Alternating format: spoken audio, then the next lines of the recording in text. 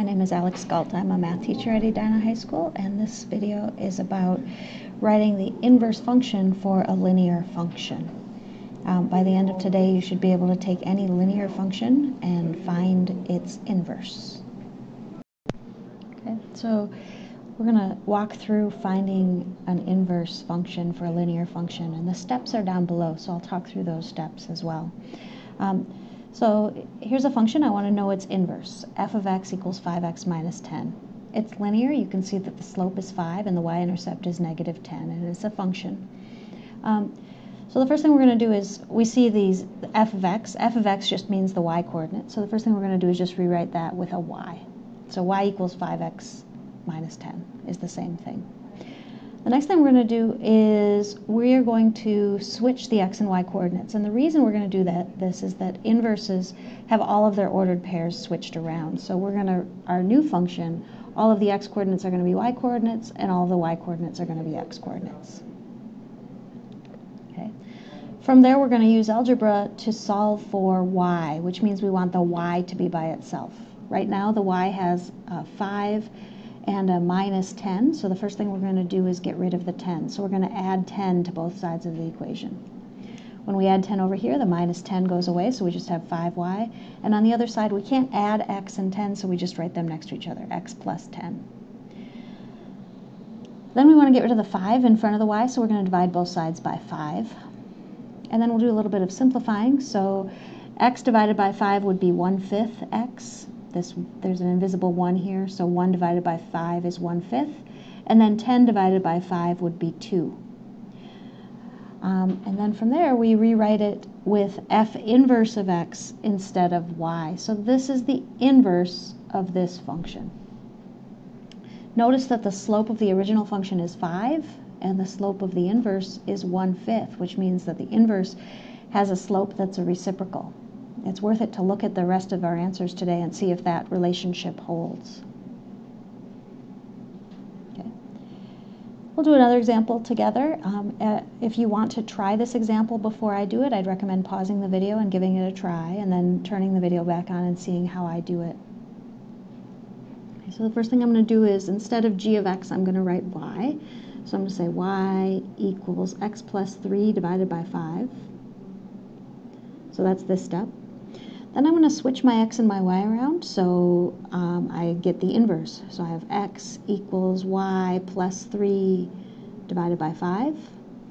And then I'm going to use algebra to solve for y. And remember, when we use algebra, our order of operations is all backwards. So if I told you what y is, the first thing you'd do is add 3, and then you'd divide by 5. But since I'm solving, instead of actually numerically figuring out the answer, I'm going to do that backwards. So instead of adding 3 first, I'm going to take care of dividing by 5 first, which means I'll undo dividing by 5, so I'm going to multiply both sides by 5. So 5x equals y plus 3. And then y isn't quite by itself, it has a plus 3 next to it, so I'm going to subtract 3 from both sides. So 5x equals, 5x minus 3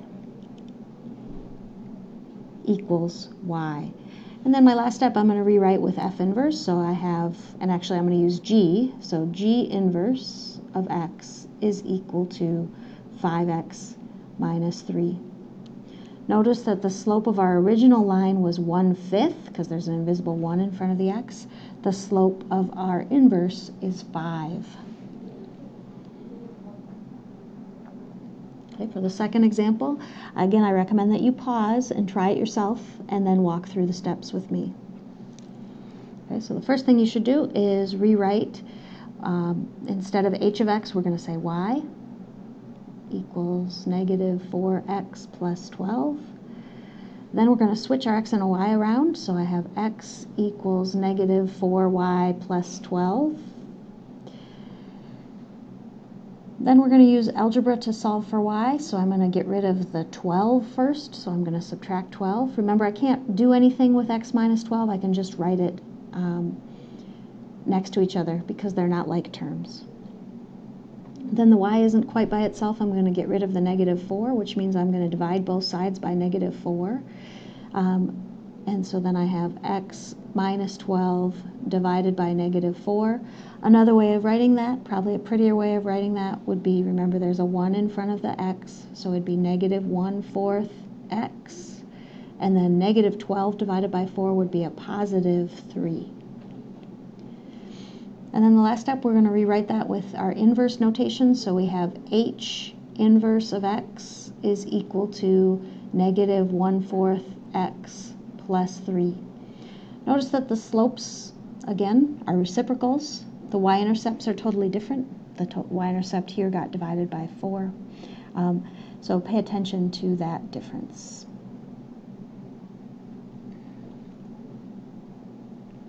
Okay. For the third example, I recommend you pause it if you haven't already. Try it yourself and then play after you're done. Okay, so then the first thing I'm going to do is rewrite with y. So I have y equals x plus 18 over 3. Switch my x and my y, so x equals y plus 18 over 3. And then I'm going to use algebra to solve for y. If I knew what y was, I'd add 18 first, so when I'm solving, I'm going to take care of the divide by 3 first. So I'm going to multiply by 3. Then I'm going to subtract 18, so I have y equals 3x minus 18.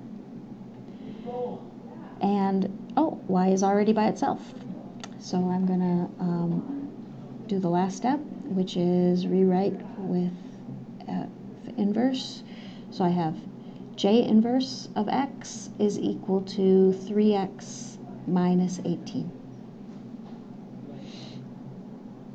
All right. Again, for the last example, I recommend you pause and then restart after you've tried the problem. Okay. So I'm going to rewrite with my y. So y equals 1/2 x minus 9. Switch my x and my y around. So x equals 1/2 y minus 9.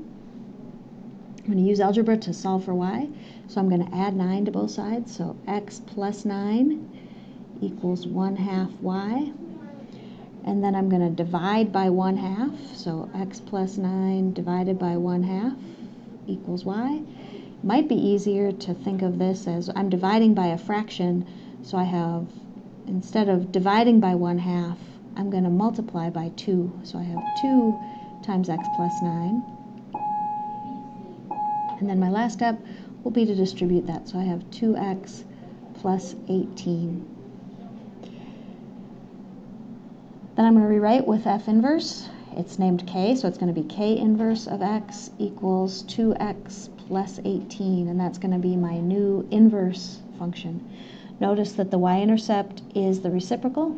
I mean, the slope is the reciprocal, but the y-intercept is a different number. Okay. This process of rewriting by switching your x and y around and then solving for y is true even if your function isn't linear, but sometimes it's harder to solve. So for this chapter, the only functions we'll be doing this way are linear functions. You should be able to write the inverse of any linear function at this point. I want you to look back at example 2 for a second. We had the function negative 4x plus 12, and we found out that its inverse was negative 1/4 x plus 3. I don't want you to lose sight in the nitty-gritty of the algebra with what we're doing. This is the original function, negative 4x plus 12. It's graphed here.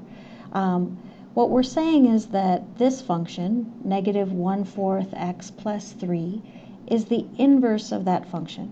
So if we look at those two functions together, what we're saying is that any ordered pair that's on the red function, like it looks like 1, 8, the ordered pair 8, 1 is going to be on the blue function. All of the ordered pairs that are on the red function are reversed on the blue function. And remember, that means that graphically, those two functions are going to be reflections across the line y equals x. So if I took a mirror on this red function and reflected it across this black line, I would get the blue function. So that's the process of what we're doing. We're coming up with the function that is the reflection across the y equals x line and that has all of the ordered pairs switched. And that's kind of why we switch x and y and then solve for y when we're doing this process.